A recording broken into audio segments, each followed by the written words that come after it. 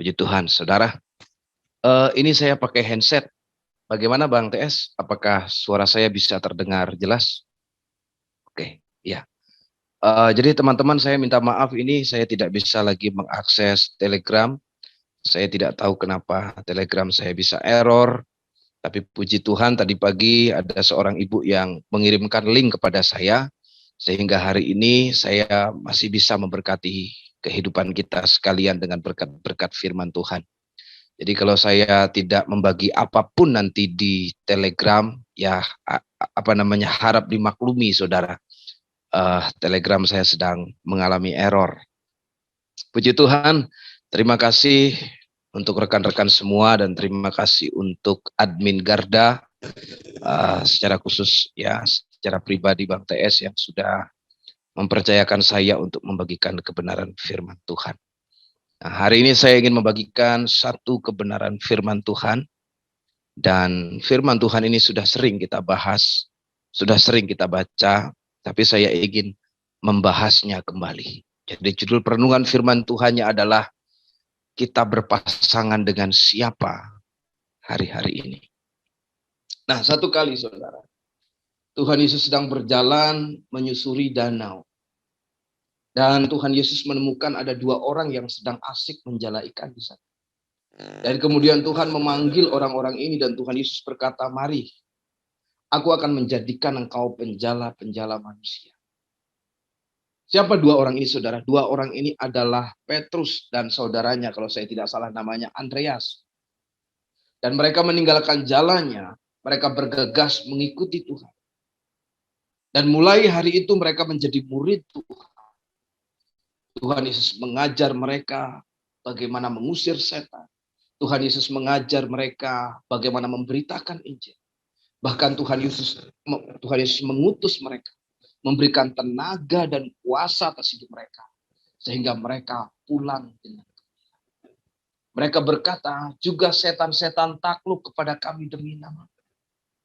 Itulah sebabnya di awal tadi saya berkata, berbahagialah kita yang dipanggil oleh menjadi umat kemuliaan. Alkitab berkata, kamulah bangsa yang terpilih, imamat yang raja. Jadi kata terpilih berarti kita dipisahkan. Kita dipisahkan saudara, untuk menjadi sesuatu yang berarti, untuk menjadi sesuatu yang berarti. Itulah sebabnya kita harus memilih sesuatu dalam hidup kita, supaya kita menjadi berharga, kita menjadi beruntung saudara. Nah, berpasangan dengan siapa itu menentukan arah hidup kita. Tuhan berkata kepada Petrus seperti ini. Mari kita lihat saudara Matius pasal yang ke-16. Matius pasal yang ke-16. Ini perkataan Tuhan kepada Petrus. Matius pasal yang ke-16 ayatnya yang ke-19. Tuhan Yesus berkata seperti ini. Kepadamu akan kuberikan kunci kerajaan sorga. Apa yang kau ikat di dunia akan terikat di sorga.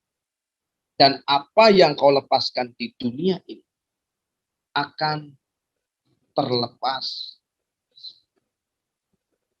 Nah, saudara-saudara, teman-teman yang dikasih. Pak Wayan, ya. Pak Wayan, bentar, suaranya agak kecil lah. Tadi mungkin mic-nya boleh didekat.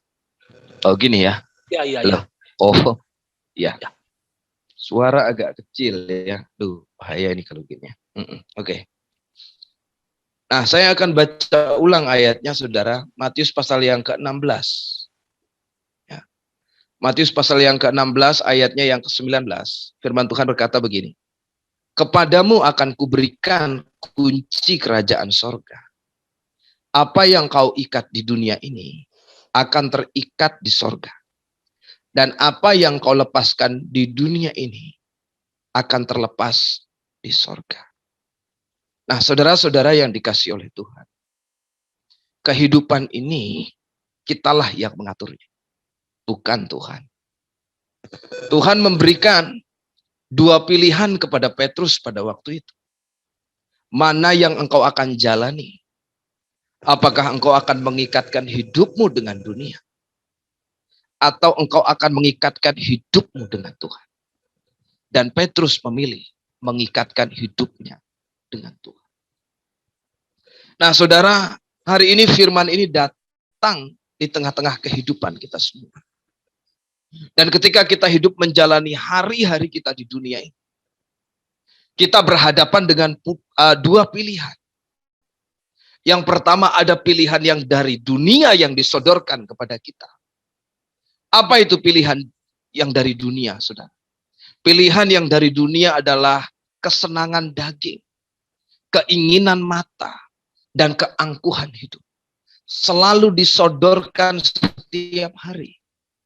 Dan dulu waktu kita belum mengenal Tuhan secara pribadi, dulu waktu kita belum sungguh-sungguh dengan Tuhan, mindset kita seringkali disetel oleh dunia. Kita hanya mengejar kesuksesan. Kita hanya mengejar, saudara, jabatan.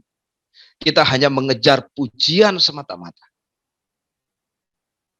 Nah, itu pilihan-pilihan yang kalau kita memilih dunia, maka kita akan memilih jalan-jalan seperti itu.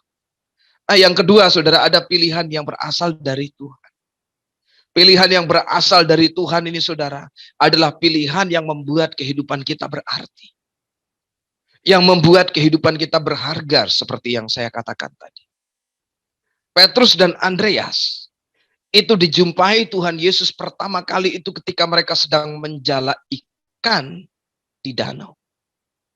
Dan ketika Tuhan berkata kepada mereka, mari aku akan menjadikan engkau penjala manusia.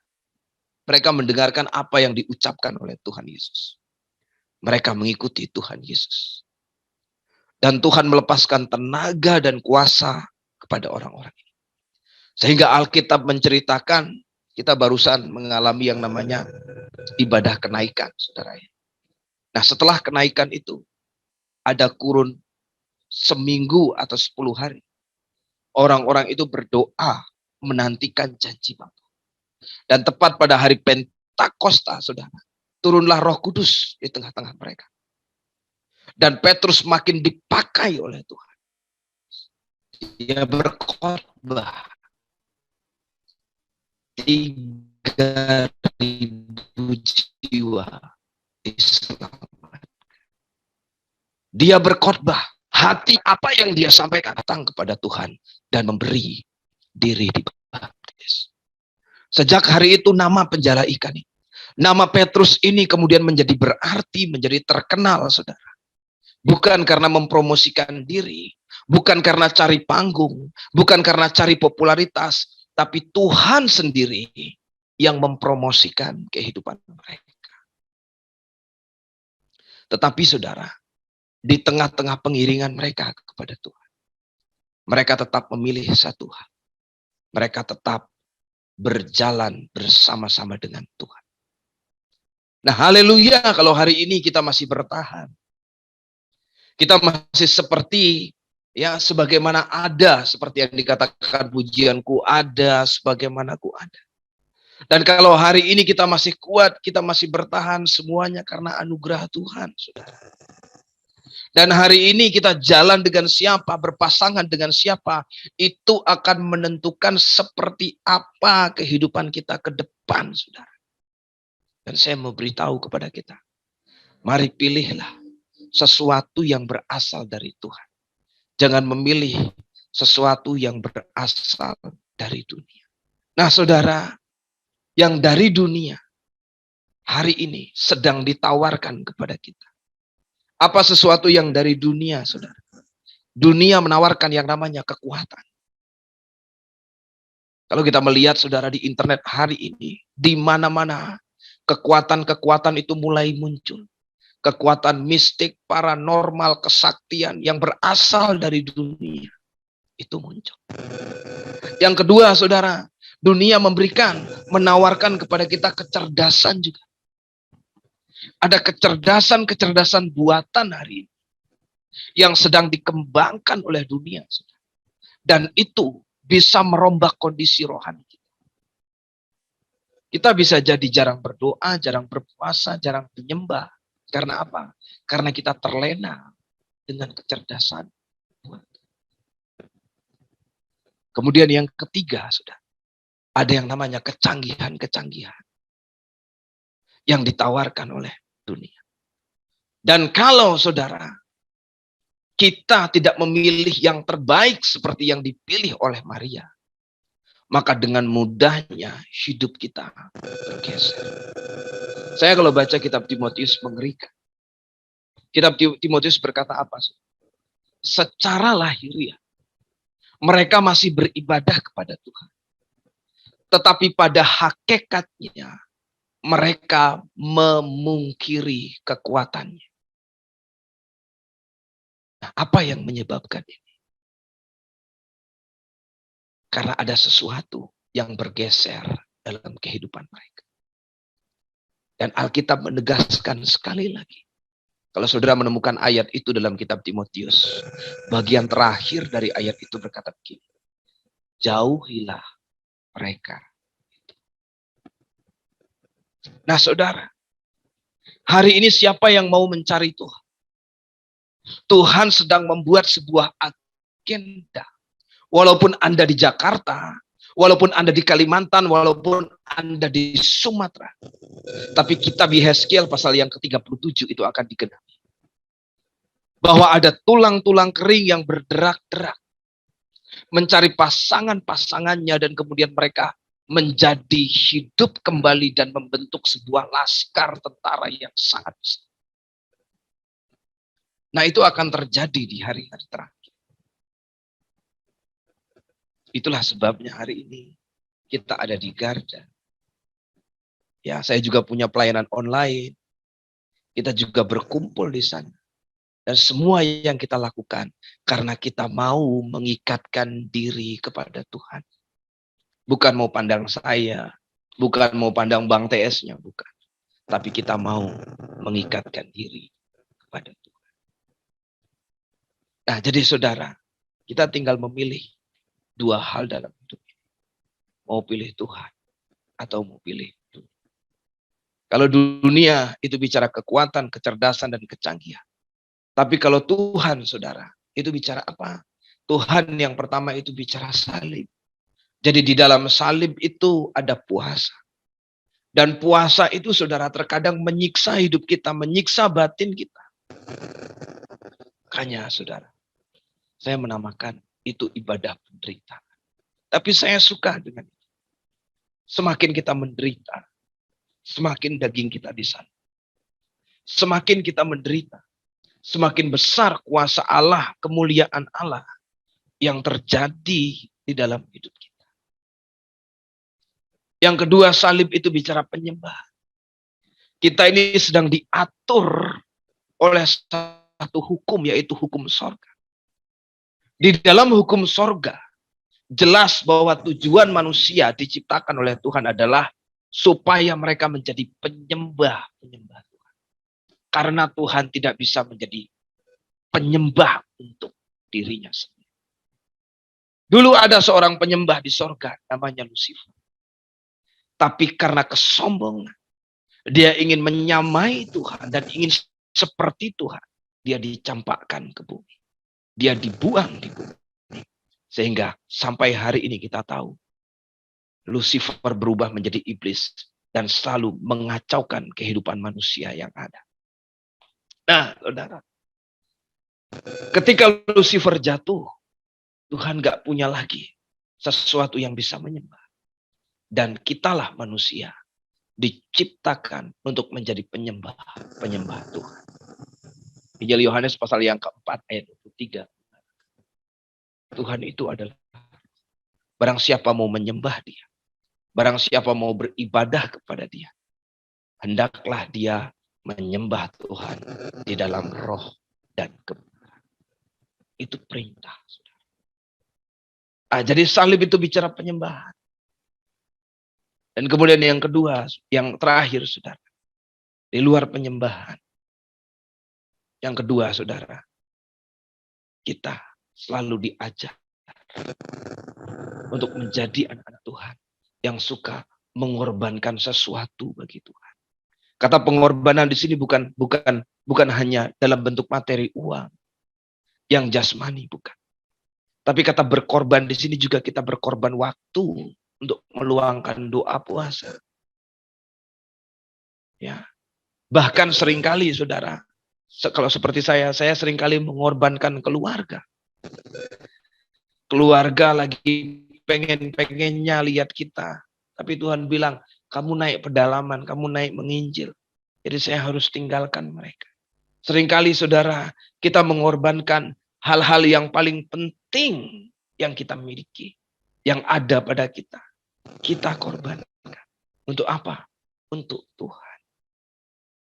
Nah, jadi ini adalah sebuah pilihan. Kalau kita berani hidup di dalam jalan Tuhan. Tapi saya percaya saudara, waktu kita memilih pilihan, maka Tuhan akan menjadikan kita berharga.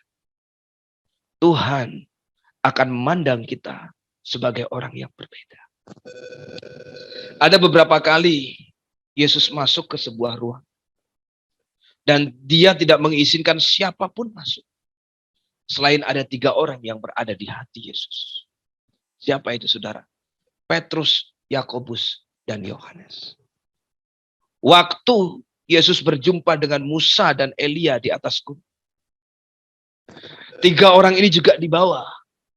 Dan di sana Petrus berkata, Petrus ya kalau saya tidak salah, Petrus berkata, Tuhan baiklah aku dirikan 3 kemah di sini, 1 untuk Musa, 1 untuk Elia, dan 1 untuk engkau.